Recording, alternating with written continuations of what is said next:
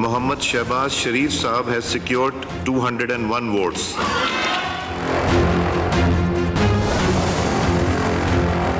इस अमल की निगरानी ये खादम खुद करेगा। तरक्की होगी, मुल्क खुशहाल होगा, कर्जों से आहिस्ता आहिस्ता निजात मिलती जाएगी और इसके लिए मैं और मेरे साथी अपनी जानें लड़ा देंगे, किसी चीज को खात्मे नहीं लाएंगे। जनाब स्पीकर, ये तो इलेक्शन ना हुआ, ये तो सिलेक्शन हो गया। नई चोर मार्का 2 हुकूमत बनने जा रही है। ये यहाँ पे इनके चेहरे दिखा रहे हैं। ये सिस्टम इस तरह नहीं चल सकता। इन्होंने डकैती मारी है।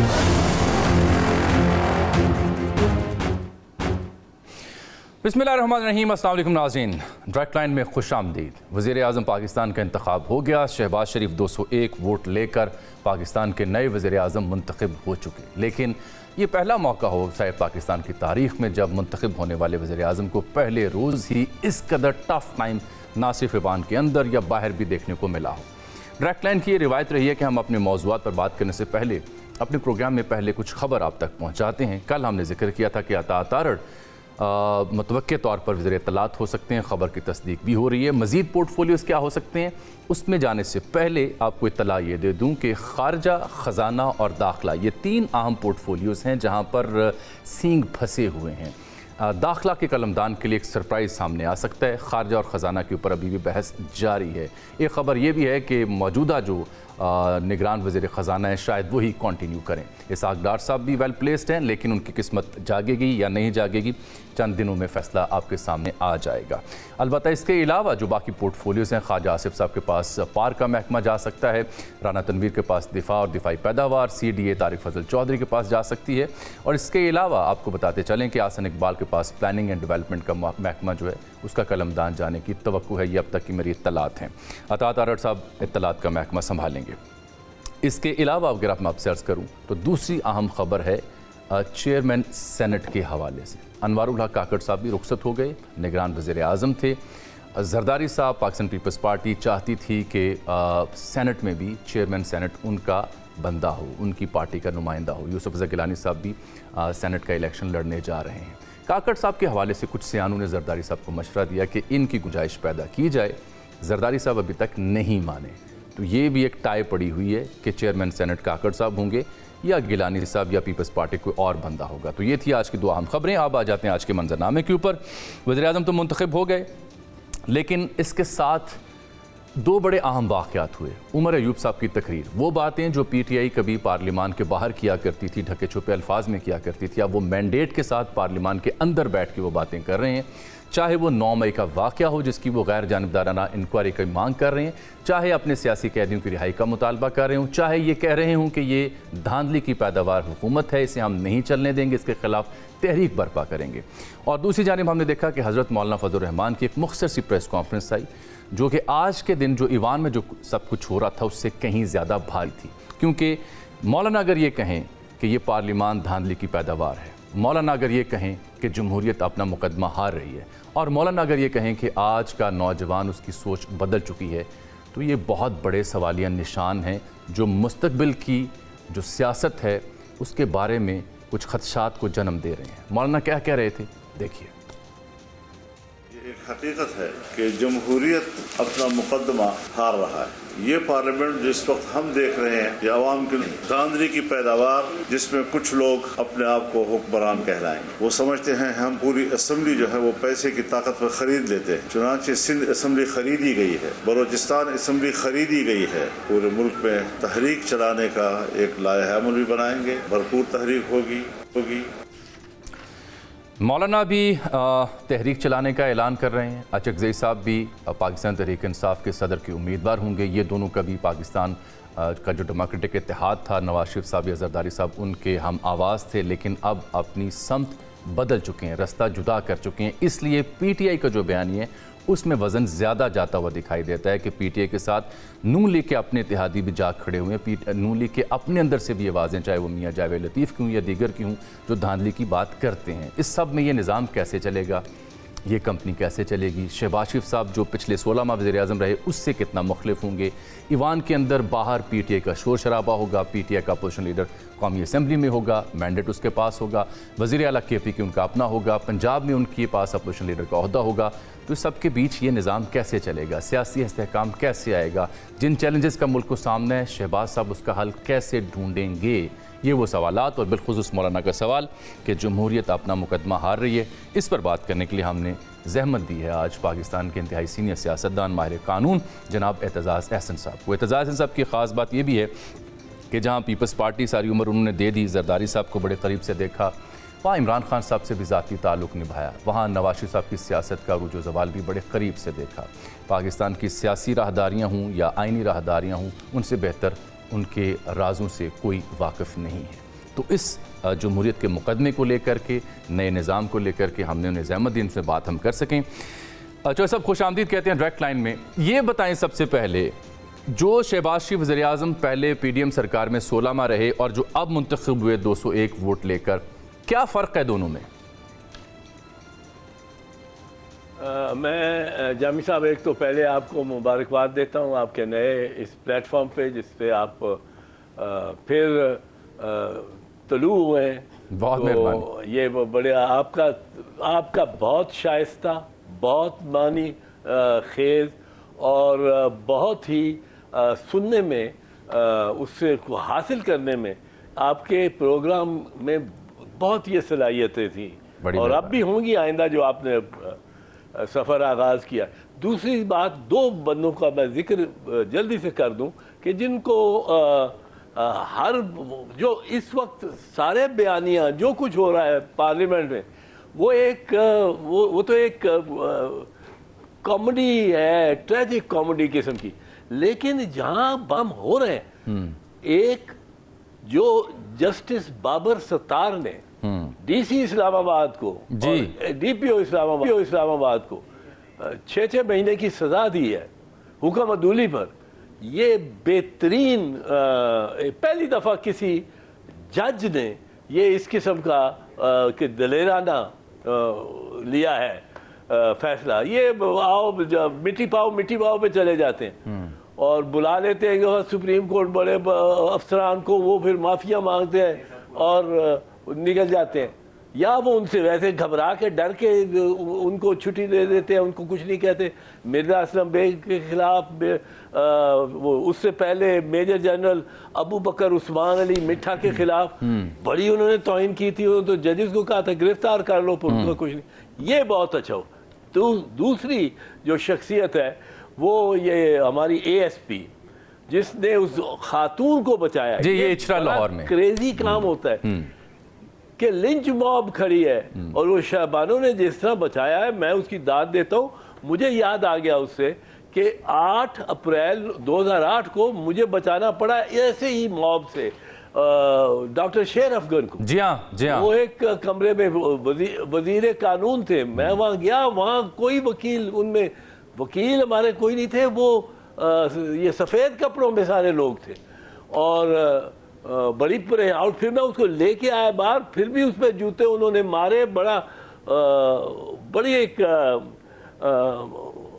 मतलब है ये वाकई आपने दो बड़े सिग्निफिकेंट वाक़यात का जिक्र किया। लेकिन जहां आप SP शाहबानो को खराज तहसीन पेश करें, बेशक पूरी कौम की वो हीरो हैं और उन्हें हम खराज तहसीन भी पेश करते हैं, लेकिन चौधरी साहब आपको एक खबर दूं मैं, इससे पहले कि SP पहुंचती, पुलिस पहुंचती, उस वक्त से पहले जो चंद नाजुक घड़ियां थीं, उस बीच एक गुमनाम हीरो भी है जिसका ताल्लुक़ मसीही बरादरी से है।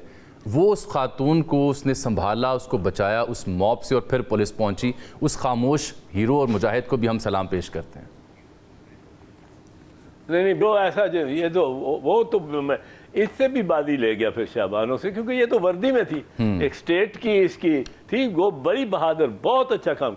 पर वो आदमी जो शख्स उसको औरत को पहले बचाता रहा मॉब से, जब पुलिस नहीं आई, वो नहीं आए, उसका बहुत बड़ा मकाम है। चलिए अब मुझे बताएं ना, ये शहबाज साहब जो पहले वज़ीर-ए-आज़म थे PDM के दौर में 16 माह, और जो अब 201 वोट लेके मुंतखब हुए, फ़र्क क्या है? नहीं फ़र्क अब तो बहुत ज़्यादा फ़र्क है।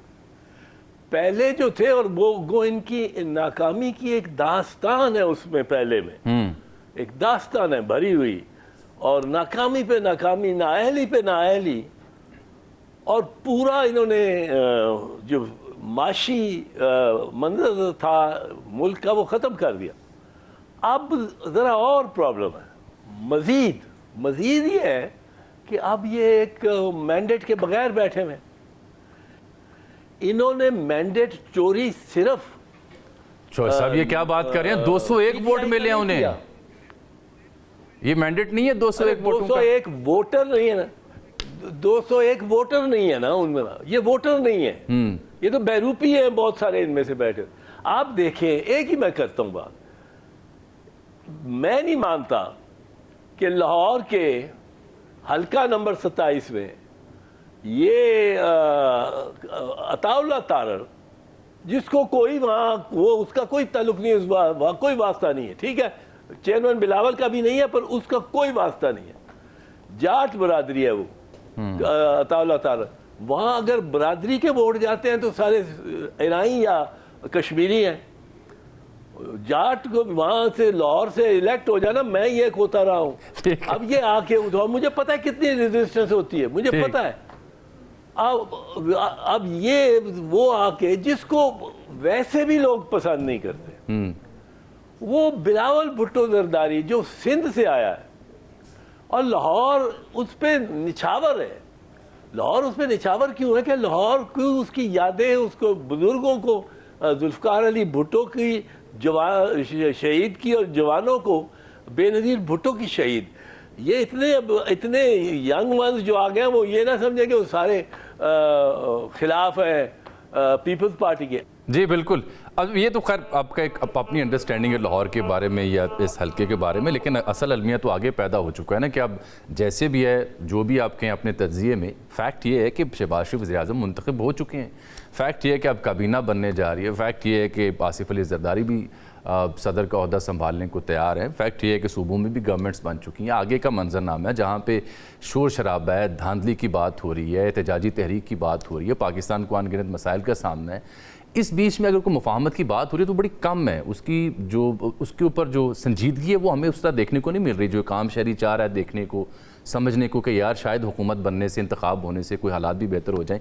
बहरहाल आप उस हल्के की बात करें चौधरी साहब, मैं आपसे जानना चाह रहा हूँ कि एक आम तासुर आज ये भी रहा कि नवाज शरीफ साहब की साहबजादी को पंजाब मिल गया, CM बन गई, भाई उनके जो हैं वो PM बन गए आज, लेकिन उनकी अपनी जो बदन बोली थी वो खासी उदास सी, नाला सी, as if he is not that much interested. Nawaz Sharif साहब के साथ क्या हुआ? बदन बोली तो आपने बड़ा अच्छी, बड़ी खूबसूरत इस्तेलाह बॉडी लैंग्वेज की कर दी। बदन बोली जो नवाज शरीफ की, शहबाज शरीफ की, उन सब की है। वो पहले दिन से मैं कह रहा हूँ, बार बार कह रहा हूँ, ये तो बुझे में है, इनके तो चेहरों पे रौनक नहीं है, वो उठते नहीं मुबारकबादें लेने के लिए, लोग एकदम पहुँचते हैं सारे। असल में बात यह है, आपने कहा कि फैक्ट इज़ कि वो वज़ीर आज़म इलेक्ट हो गए, फैक्ट इज़ कि उनके इतने 200 वोट आए हैं, फैक्ट इज़ कि अब वो, अब मैं आपको ये अर्ज करूं, फैक्ट इज़ कि ये सारा, और सबको एहसास है, सबको एहसास है, वो सारे कमरे में, फैक्ट इज़ कि there is an elephant in the room, and that is, वो पहचान ही नहीं रहा, इग्नोर कर, वो है इमरान खान। वो इस फैक्टर, देखिए इस वक्त की सियासत में अगर वो नहीं है तो ये सियासत बड़ी डेंजरस है। और मैं तो समझता हूँ, मैं तो इसमें कहा भी है, मैं तवक्को करता हूँ कि सदर मुंतखब होके आसिफ जरदारी साहब इस बाकी सब मामलात को छोड़ के, सब मामलात को एक तरफ छोड़ के इस पे गौर करेंगे, ये मईशत भी ठीक हो जाएगी। ये आपको लगता है कि आसिफ अली जरदारी सदर मुंतखब होने के बाद वाक़तन कोई हाथ बढ़ाएंगे इमरान खान के लिए, या कोई मिसाक मुफाहमत की जो बातें बिलावल भी कर रहे हैं उस सिलसिले में प्रैक्टिकली कुछ करेंगे? Do you think so? देखें अजमल साहब, और कोई रास्ता ही नहीं है उसको मेन स्ट्रीम में वापस लाने का, और कोई मैं आपको एक चीज़ बताऊं, ये जो नारे लगते रहे कौमी असेंबली में आज, और वो लगते रहेंगे कब तक, ये कैदी नंबर 804 या इमरान खान वहाँ स्टेडियम में नारे लगाते हैं और लगवाता कोई के किसकी जान किस सबकी शान, इमरान खान वो नारे लग रहे होते। बिल्कुल ठीक। तो ये चीज अब आप इसको नहीं झुठला सकते। ये मैं समझता हूँ कि पाकिस्तान पीपल्स पार्टी के जो उम्मीदवार हैं फॉर प्रेसिडेंट, और मैंने उनको जब उनकी ये नामजदगी हुई है मुस्लिम लीग और पीपल्स पार्टी की तरफ से, मैंने उनको जो पैगाम भेजा उसमें मैंने कहा है कि अब लोग आपसे इसके बाद ये एक मौजूदा एक्सपेक्ट करेंगे, तो करेंगे। ये आपने पैगाम भेजा है जरदारी साहब को? मैंने दिया था मुबारकबाद उनकी नामजदगी पे, and I think he is the one person जो इस सारे शोर शराबे में कोई ऐसा रास्ता निकाल सकता है जिसमें सारे एक धारे में चलना शुरू हो जाए। वरना आपका इग्नोर करना समझना कि ये हकीकत ही नहीं है, इमरान खान हकीकत ही नहीं है, वो बानी तहरीके इंसाफ ही है, ये आंखें बंद कर लेने से वो बिल्ली नहीं चली जाती। आज तो ये साबित हो चुका है, जगह जगह साबित हो रहा है, हर मरहले पे हर मौके पे कि ये यू हैव टू।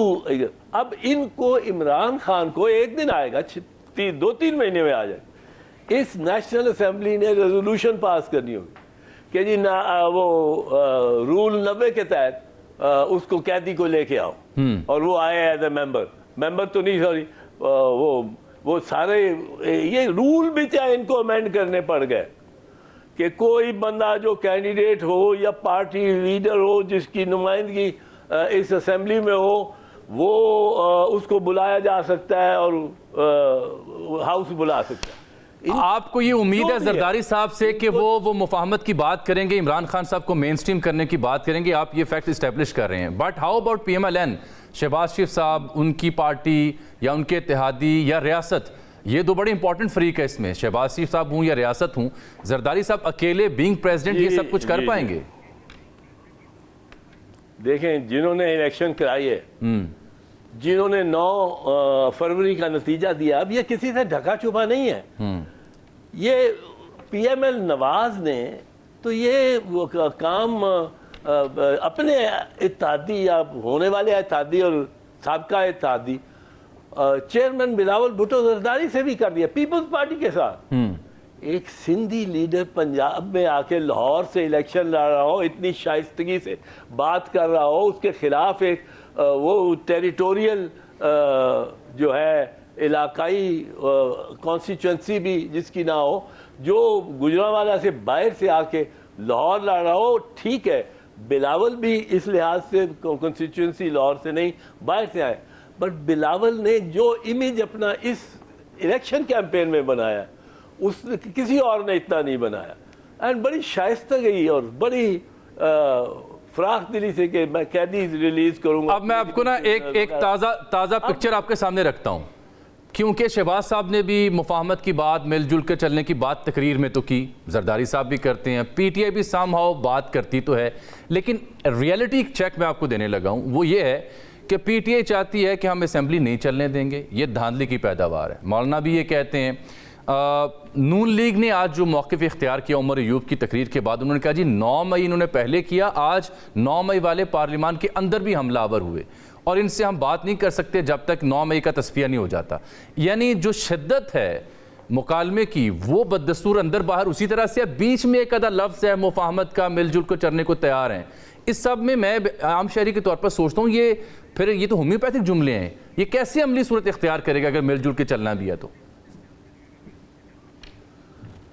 देखिए, मिलजुल के चलने की तो बात अल्टीमेटली शायद ना हो, बल्कि हकीकत को रिकग्नाइज करने की ये बात हो जाएगी। ये हकीकत रिकग्नाइज करनी पड़ेगी कि इमरान खान का बहुत बड़ा वोट है, शायद वो अक्सरियती वोट है, क्योंकि इन्होंने तो हर बार इस्तेमाल कर दिया ना। एक आदमी के सारी लीडरशिप को भी आप गिरफ्तार कर लो, उनको एक केसेस भी 9 मई तो एक बड़ा सीरियस केस है, सजाए मौत का केस है, वो लगा दो। वो चाहे उनके खिलाफ ना कोई आग लगाने की शहादत है, कोई केमिकल के डब्बे नहीं लेके गए, कोई पेट्रोल के उनके कनस्तर उनके हाथों में नहीं थे, कोई एक भी वेपन वहां नहीं दिखाया गया कि उन्होंने वो वेपन, वो जो दिखाते रहे हैं कोर कमांडर का घर, उसमें देखें तो 5 या 10 लड़के नजर आते हैं वो जो गवर्नमेंट ने जारी किए हुए हैं।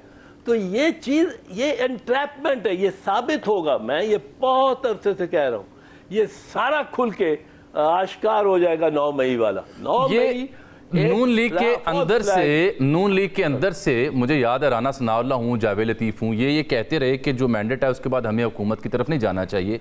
इनके अंदर राय ये थी कि ना लें हम विफाक में हुकूमत।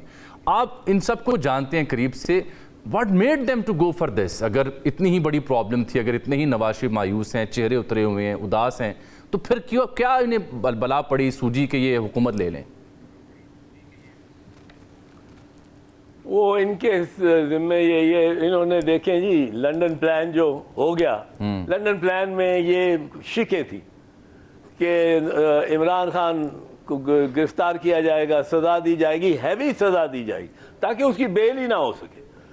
और इसलिए इन्होंने देखे कितने 3 फैसले 3 दिनों में ऊपर नीचे किए, साइफर, तोशाखाना और इद्दत का, और ये इद्दत का, और इद्दत का भी ले आए। कोई हया होती है, कोई शर्म होती है। अब उसमें साइफर बिल्कुल नहीं सा बनता। साइफर और तोशाखाना में आप ये एक चीज देखें, ये हाई कोर्ट में मैं देखूंगा, मैं I don't think they stand, ये तो उसमें उनमें तो रिलीज हो जाएगा इमरान खान। उसकी वजह क्या है कि दोनों में आपने प्रोसिक्यूशन को, इस्तगासे को कहा अपना केस पेश करो, इस्तगासे ने अपना केस पेश कर दिया। अब सफाई मुल्ज़िमों का आना था, मुल्ज़िमों का जहाँ से शुरू होना था वो 342 की स्टेटमेंट, हर मुल्ज़िम की स्टेटमेंट अंडर 342 जो अपना सफाई को, अपने दिफा को का मौक़िफ़ पेश करता, फिर उसके हक में, उस मौक़िफ़ के सपोर्ट में, तायीन में वो गवाह पेश करता या वो लिस्ट देता, ये डॉक्यूमेंट्स चाहिए। अब आपने, प्रोसिक्यूशन ने तो इनिंग खेल ली, T20 मैच, T20 की तरह खेला इन्होंने, T20 प्रोसिक्यूशन ने तो अपने सारे, ये मुझे ये इनिंग्स और मैच से याद आ गया, इससे हटके सवाल है, वो तो बात आप कर ही रहे हैं। कुछ लोग ये मानते हैं कि शायद ये नून लीग की भी आखिरी इनिंग्स हो, आपको भी ऐसा लगता है? नहीं, वो नून हो गई इस इलेक्शन में, है ही कहीं नहीं। और नवाज शरीफ हार जाए, मरियम हार जाए, नून लीग में पीछे क्या रह गया? बट ये मैं आपको इस पे आता हूँ। अब ये चीज जब आप दिफा पे पहुंचेंगे, दिफा ने अब 342 का बयान करना है, वो जज साहब 342 का बयान ही नहीं लेते, और शाह महमूद से नहीं लिया, और इससे दस्तखत नहीं कराए इमरान से, तोशाखाना में लिया ही नहीं और सजा दे दी। भाई उन्होंने कहा पहली टीम T20 में जो 35 पे ऑल आउट हो गई है, पर मैच खत्म, ये पहली टीम जीत गई है। और फिर उसमें क्या कहा, जो इस्तगासे के वकुला थे, सफाई के वकुला को बाहर निकाल के जो इस्तगासे के वकुला है उनको बुला के कहा तोशाखाना केस में कि आप इनकी जिरा करें। भाई जिरा अपने गांव की इस्तगासा। अब आखिरी मेरे पास 5 मिनट रह गए और सवाल अनगिनत है आपके लिए, क्योंकि गुफ्तगू बड़ी दिलचस्प हो रही है। आखिरी 5 मिनट का छोटे छोटे सवाल। ये जो मौलाना कह रहे हैं जमहूरियत अपना मुकदमा हार रही है, आपको भी लगता है वाकई हार रही है?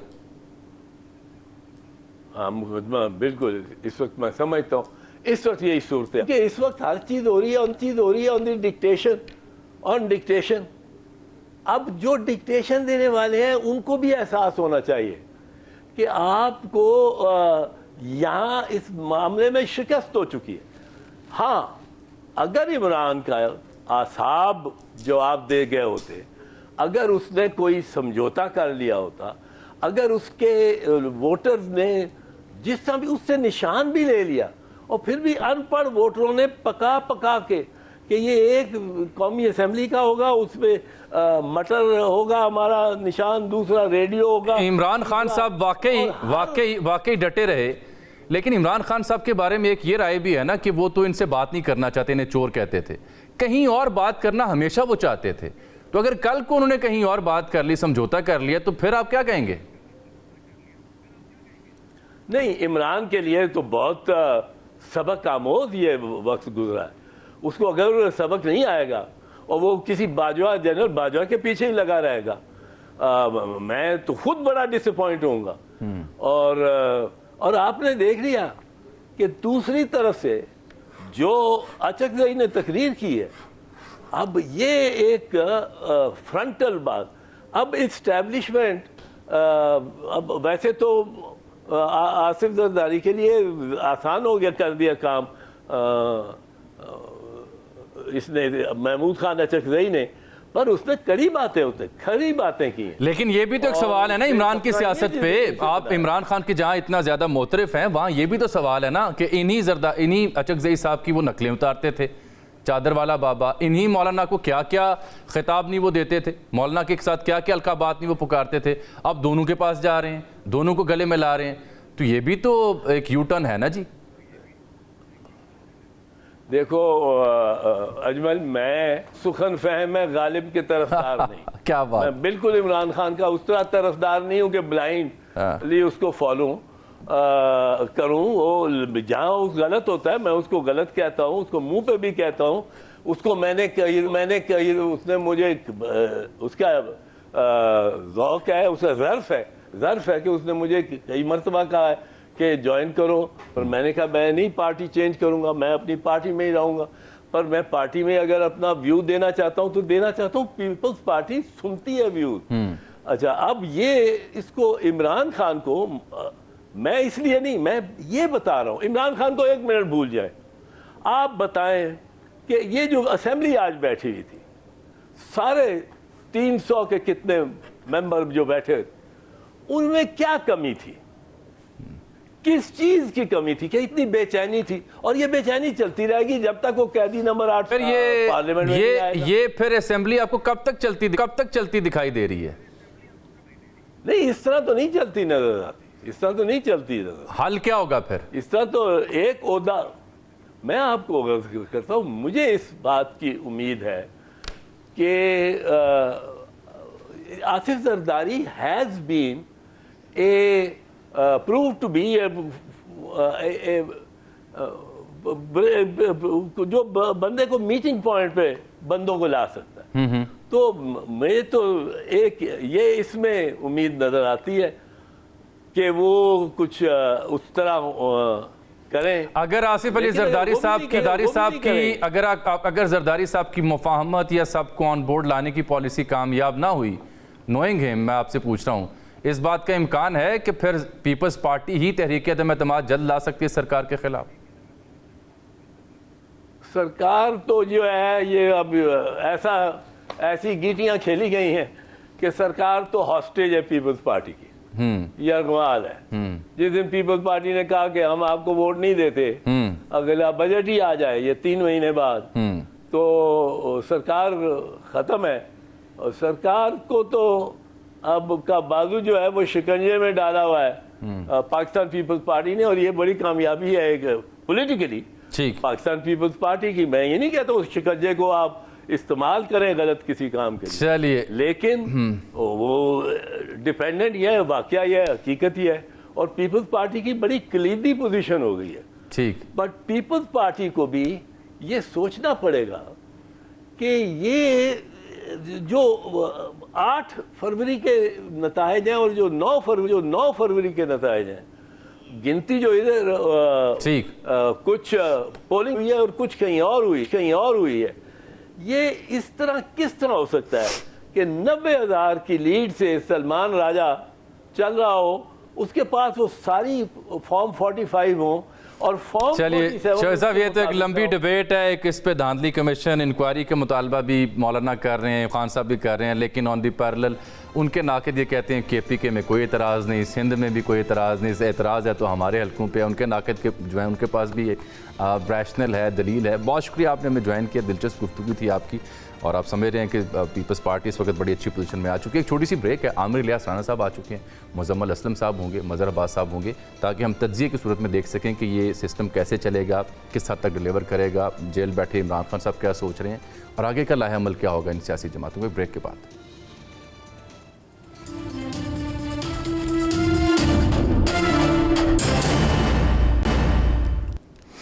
ड्रैकलैंड में एक बार फिर से खुश आमदीद। वज़ीर-ए-आज़म का इंतखाब हो गया, मिल बैठने की बातें, लेकिन संजीदगी कहीं से दिखाई नहीं दे रही। एक आम शहरी इंतखाबात के बाद उम्मीद करता है कि शायद इस्तेहकाम कुछ आए, लेकिन ऐसा कुछ हो नहीं रहा। असम्बली के बाहर जो मनाजिर थे, अंदर जो मनाजिर थे, वो हमें यही पैगाम दे रहे हैं। इस बीच में आगे क्या मंजरनामा क्या होगा, हुकूमत कैसे चलेगी, ये कंपनी जिसे कहते हैं सुहेल बड़ाई साहब की ज़ुबान में कब तक चलेगी, इस पर बात करने के लिए हमने ज़हमत दे रखी है जनाब आमिर इलियास राना साहब को, जनाब मज़हर अब्बास साहब को, जनाब मुजम्मल असलम साहब को।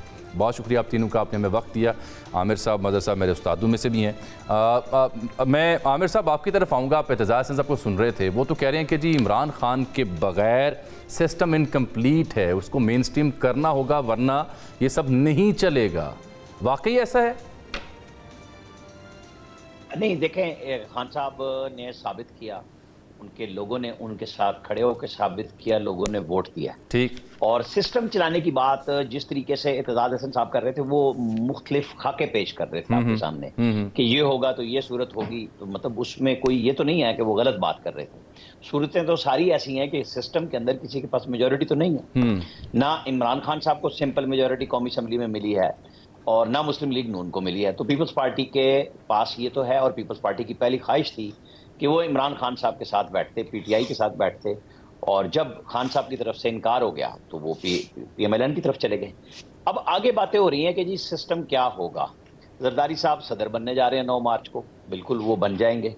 यूसुफ रजा गिलानी के कल कागज स्क्रूटनाइज हो रहे हैं कि जी वो चेयरमैन सेनेट बनने जा रहे हैं, लेकिन एक तरफ से आ रहा है कि आर्म ट्विस्टिंग हो रही है कि क्या अनवारुल्लाह काकड़ को चेयरमैन बना दिया जाएगा, जैसे सादिक संजरानी को उस वक्त पीपल्स जी हाँ, ये प्रोग्राम के आगाज में थोड़ी सी खबर मैंने भी दी थी, बिल्कुल आप दुरुस्त कह रहे हैं, ऐसा ही है कि इसी तरह तोहफा पेश करके लाया जाएगा, जिस तरह सादिक संजरानी को कहा गया कि वो मेरा कैंडिडेट है और बाद में वो एस्टैब्लिशमेंट के कैंडिडेट थे। तो अनवारुल्लाह काकड़ साहब पे तो किसी को कोई ये भी नहीं होगी ना कि ये किधर से आ रहे हैं, वो पीपल्स पार्टी के टिकट से आए, किधर से आए, मतलब एक एस्टैब्लिशमेंट का है। तो हम एक ऐसे सिस्टम में जा रहे हैं जहां पे किसी के पास कोई अक्सरियत नहीं है, लेकिन इससे मुल्क खराब होता है, बेहतर नहीं होता। कि आप अगर आज मनवा लेंगे, कल को चलाएंगे कैसे। जैसे एतजाज साहब कह रहे थे कि जी आसिफ जरदारी, तो फिर मतलब वो कह सकते हैं ना जी पीपल्स पार्टी वोट नहीं दे रही तो आप इत्तेमाद का वोट ले लें, तो नहीं होगा। तो काम किससे कराना चाह रहे हैं आप? पीटीआई को लाना चाह रहे हैं, आप ले आए। आप नून को चलाना चाह रहे हैं, ले आए। आप पीपल्स पार्टी को लाना चाह रहे हैं, ले आए। लेकिन इस तरह किसी के पास ये नहीं होगा कि मैं क्या करूं। अगर एस्टैब्लिशमेंट का ये तासुर बन गया कि वो किसी को काम नहीं करने देना चाह रहे, तो फिर मुल्क तो नहीं चलता। हाँ, ये जरूर होगा कि क्या आसिफ अली जरदारी अपने चेयरमैन सेनेट के लिए यूसुफ रजा गिलानी को मनवा लेते हैं कि उन्हीं को बना लेंगे। पहला सवाल तो ये क्लियर हो जाएगा जब चूंकि वो सेनेट का चेयरमैन का इलेक्शन आएगा, पहली बात। दूसरी बात, पीपल्स पार्टी और नून लीग मिलकर चल चुके हैं, और मेरा ख्याल तो ये है कि आगे चल के पीपल्स पार्टी वफाकी वजारतों में आ जाएगी। आज नहीं आ रही, लेकिन आगे चल के सियासी हकीकत यही होगी कि इसके बगैर काम चलता नहीं है कि आपको वो तो ऑब्वियसली जब पीपल्स पार्टी की शराइत ज़्यादा पूरी हो जाएंगी और वो जो मुफाहमत की बात करें उसकी भी कोई थोड़ी बहुत शक्ल नज़र आएगी, तो उनके पास एक एथिकल रीज़न होगी ना to join the cabinet. Than अभी तक तो उन्होंने ये एक गैप इसलिए रखा है कि उनकी एक्सेप्टेंस जो है ऑल अक्रॉस वो बनी रहे कि देखें हम असूल की बात कर रहे हैं। अपेरेंटली यही लगता है। मदर साहब, ये अगर जो बंदोबस्ती है, जोड़ तोड़ी है, तो उस सब के साथ जो शोर है जिसमें मौलाना भी शामिल हो चुके हैं, चकरी साहब भी शामिल हो चुके, और एहतजाजी तहरीक की बातें की जा रही हैं, जो शोर अंदर है, जो बाहर है, और जिस तरह से इंटरनेशनल मीडिया हमारे इलेक्शन को कवर कर रहा है, जो सुर्खियां निकल रही हैं, उस सब में ये सब कैसे चलेगा? देखिए, मसला ये है कि एक हाइब्रिड सिस्टम का सब हिस्सा होते जा रहे हैं, सब उसको तस्लीम करते चले जा रहे हैं। कोई भी इस वक्त नजरियाती या सही मानों में सियासत कर नहीं रहा। ऐसे में जाहिर है सिस्टम तो जिस तरह का सिस्टम है उस तरह का सिस्टम चलता रहेगा। एक आएगा, कभी दूसरा आएगा, और ये चीज़ें चलती रहेंगी, लेकिन डेमोक्रेसी नहीं आएगी इस मुल्क में। इस वक्त हर सियासी जमात अपना 1973 का आइन जेब में लिए घूम रही है। सबकी अपनी अपनी तशरीह है 1973 के आइन की, और सब अपनी अपनी तशरीह कर रहे हैं। इस तरीके का हमने एक सिस्टम बना दिया है, इवॉल्व कर दिया है। उसमें कोई भी ऐसे खड़े होके कि जी वो कोई जमहूरियत के लिए जद्दोजहद करने जा रहा है, ऐसा कुछ भी नहीं है। सबके मफादात का टकराव है, सबके मफादात हैं, सबके मफादात जो है वो मिलते हैं तो सब साथ चलेंगे, नहीं मिलते तो नहीं चलेंगे साथ। पीपल्स पार्टी को आज कुछ मिल गया, कल नहीं मिलेगा, वो वापस हो जाएगी, विड्रॉ कर लेगी। ऐसे में हुकूमत नहीं चलती। ऐसे में हुकूमत जो है एक मरतबा फिर शहबाज शरीफ साहब को नवाज शरीफ साहब ने आगे कर दिया। वो कभी भी उस तरीके से लड़ाई लड़ने के वक्त वो पीछे हट जाते हैं। और आज जबकि उनको खड़ा होना चाहिए था, कि उनके लिए सारा स्टेज सजाया गया था, उनके लिए इलेक्शन को आगे बढ़ाया गया था, उन्हीं के लिए सारी मुस्लिम लीग नून ने की। और जब इलेक्शन रिजल्ट में होता है कि आपको मतलूबा नताइज नहीं मिले तो आप पीछे हट गए। तो सिर्फ मतलूबा नताइज ना मिलना है कि वो पीछे हटे, या कुछ और वजह भी हो सकती है? हेलो जी मदर साहब। नहीं, आप कुछ कह रहे थे। मैं अर्ज कर रहा था कि सिर्फ मतलूबा नताइज ना मिलना वजह है कि नवाज शरीफ साहब पीछे हट गए, उदास थके से दिखाई दे रहे हैं, कोई और वजह भी हो सकती है? नहीं, मुझे तो खैर यही वजह लगती है। कोई और वजह होगी तो आमिर इलियास राना को ज़्यादा पता होगी, वो इस्लामाबाद में बैठे हुए हैं, उन्हें ज़्यादा बेहतर पता होगा। लेकिन मैंने उनका ये रोल देखा है, और मुझे अफसोस मुश्किल जो सूरत हाल होती है उसका सामना, मेरा ख्याल है ये इस वक्त मुस्लिम लीग नून पर सबसे मुश्किल वक्त है। हुकूमत आने के बावजूद भी, पंजाब में हुकूमत बनाने के बावजूद इस वक्त मुस्लिम लीग नून की सियासत का ये सबसे मुश्किल मसला है। और अगर इसमें भी नवाज शरीफ साहब साथ बैठ के और शहबाज शरीफ साहब वज़ीर आज़म बना देते तो ये बहुत अच्छे ऑप्टिक्स नहीं होते। लेकिन खैर, इस वक्त शहबाज शरीफ साहब का चैलेंज क्या होगा इनकी हुकूमत का? उनको अनपॉपुलर फैसले करने पड़ेंगे। क्या वो अनपॉपुलर फैसले करने की पोजीशन में हैं? उनके अनपॉपुलर फैसले में क्या पीपल्स पार्टी उनके साथ खड़ी होगी? क्या एमक्यूएम उनके साथ खड़ी होगी? ये वो मराइल हैं। और एक तगड़ी ऑपोजिशन, तो जहां एक कमज़ोर हुकूमत हो और तगड़ी ऑपोजिशन हो, वहां हुकूमत करना जो है वो बहुत मुश्किल काम होता है। बहुत मुश्किल काम होता है। लेकिन इसके पैरेलल सर हम पीटीआई को भी देख रहे हैं। जुनैद अकबर साहब की तकरीर हो, उमर अयूब साहब की तकरीर हो, 9 मई का जिक्र हो, केपीके में उनकी हुकूमत हो, अपोजिशन लीडर उनके पास है, पंजाब में भी है। लेकिन पीटीआई अचकज़ई साहब से बात कर सकती है, मौलाना के पास जा सकती है, लेकिन मेन स्ट्रीम जमातें जो हैं उनके साथ हाथ बढ़ाने में क्यों हिचकिचाती है? मुजम्मल साहब को इसलिए मैंने ज़हमत दी थी। मुजम्मल साहब, एक तरफ पीटीआई असेंबली नहीं मानती, इंतखाबात नहीं मानती, इस निज़ाम को नहीं मानती, किसी से हाथ नहीं मिलाना चाहती, दूसरी जानिब इसी निज़ाम का हिस्सा बन के वो केपीके में हुकूमत भी बना रही है, इसी निज़ाम का हिस्सा बन के असेंबली में भी मौजूद है, हलफ भी ले लिया, अपोजिशन लीडर को ओहदा भी मिल रहा है। ये क्या है फिर? देखिए, बात यह है कि केपीके की हुकूमत, आप बता दें कि अगर वहाँ मसला है और अगर किसी को फॉर्म 45 चाहिए तो हम सुबह दे देते हैं।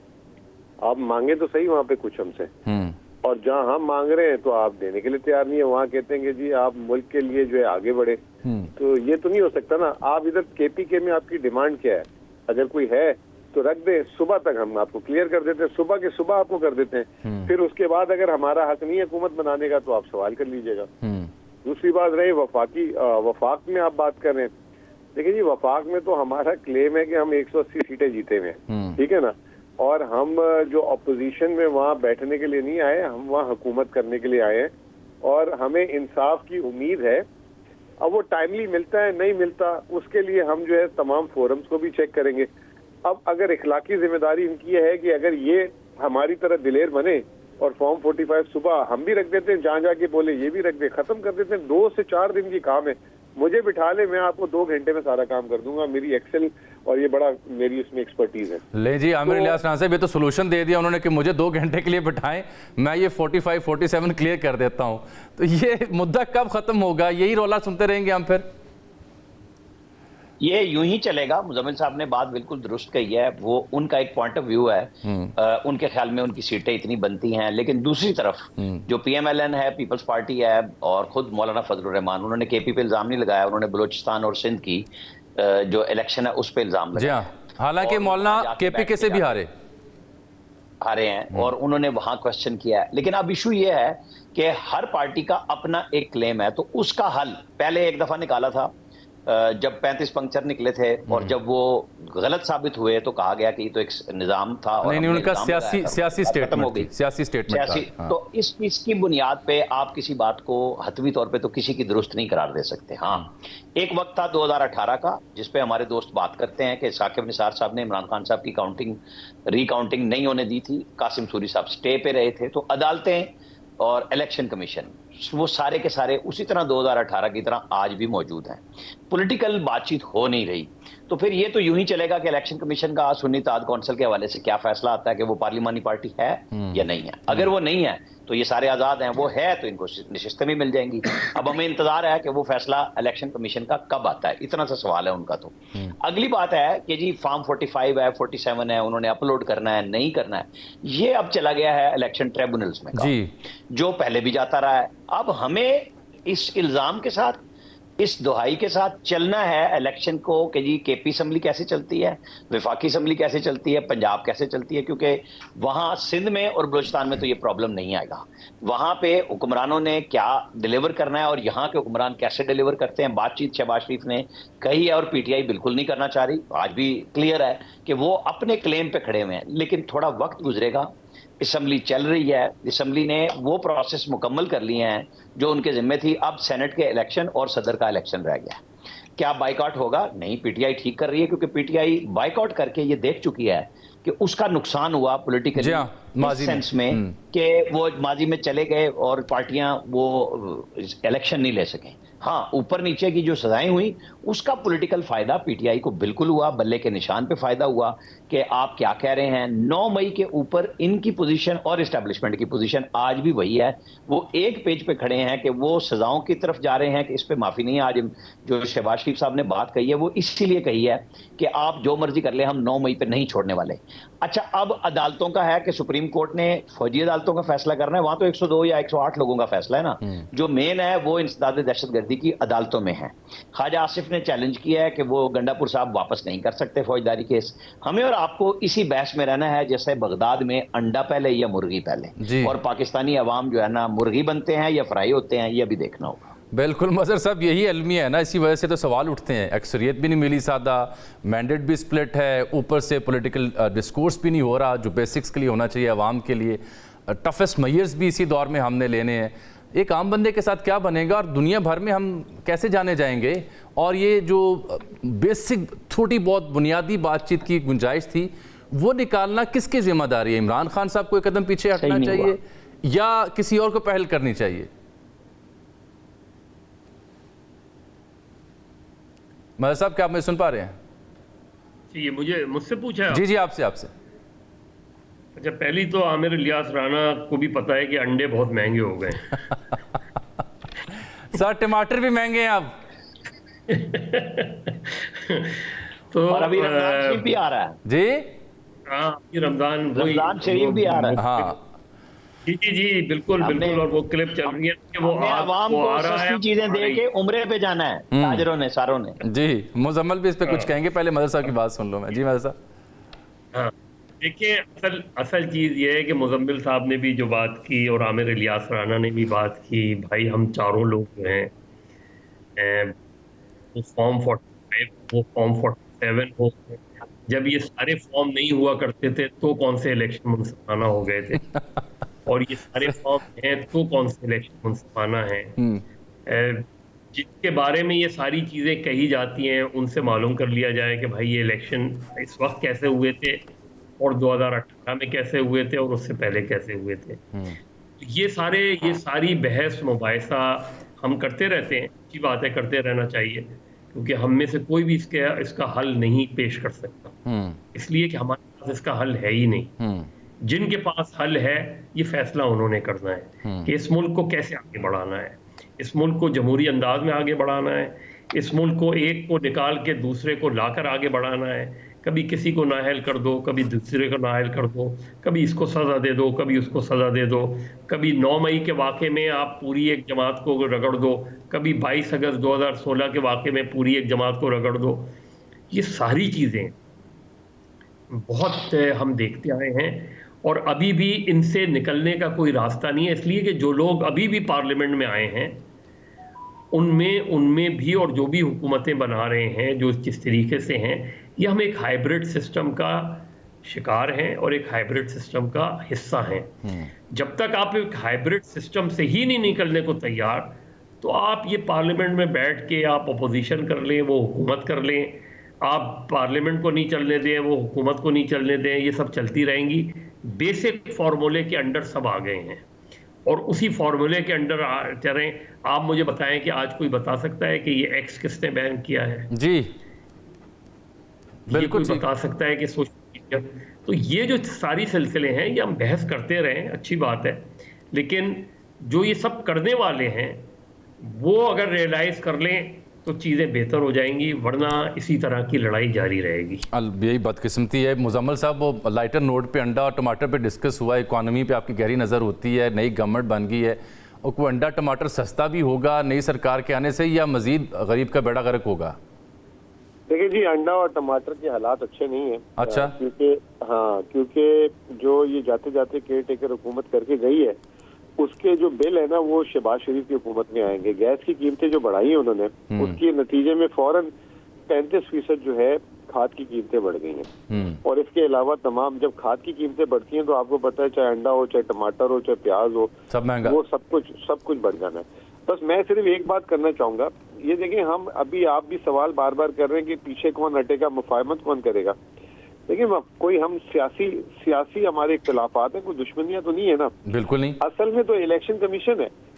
कोई ये सवाल करेगा कि इलेक्शन कमीशन ने अपनी इख्तियारात को तो छोड़ देना, बहुत लामहदूद इख्तियारात है, उन्होंने अपना काम पूरा किया कि नहीं किया। और अगर काम पूरा नहीं किया तो आइन क्या कहता है उनके लिए?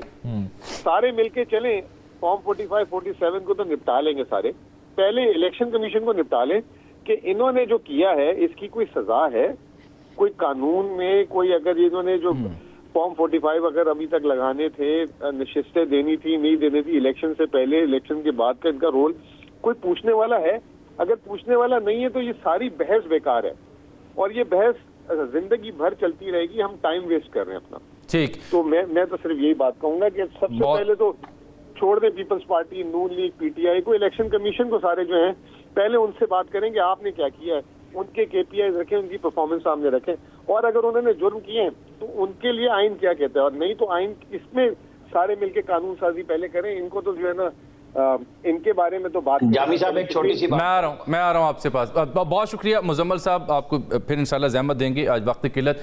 आमिर साहब, आप जो कहना चाह रहे हैं वो भी कह लें, एक छोटा सा सवाल है, पहले उसका जवाब दे दें। क्या ये राय दुरुस्त है कि शायद नवाज शरीफ साहब आखिरी बार कौमी असेंबली में इस तरह से दिखाई दिया, आइंदा शायद उनकी दिलचस्पी ना हो? मैं पहले जो बात हो रही थी, मैं कई दिन से ये बात कर रहा हूं कि IMF के ऊपर केपी गवर्नमेंट की इजाजत चाहिए होगी, उनकी आशीर्वाद चाहिए होगी। जी बिल्कुल। तो पीटीआई को चाहिए कि जी हम खुल के ये जो बात मुजम्मिल साहब कर रहे थे, मैं उस पर आ रहा हूं, आईनी तरमीम का एक पैकेज रखें जिसमें इलेक्शन कमीशन, इलेक्शन इस्लाहात, पाकिस्तान के अंदर जो कुछ अब हुआ है 2 साल में उससे बचने के लिए आईनी तरमीम, बल्दियाती इलेक्शनों का उनका इनेकाद और उनको फंड जो बात कर रही है MQM, जो कि बेसिक बात है कि सबको सूबों को भी पाबंद करा लें।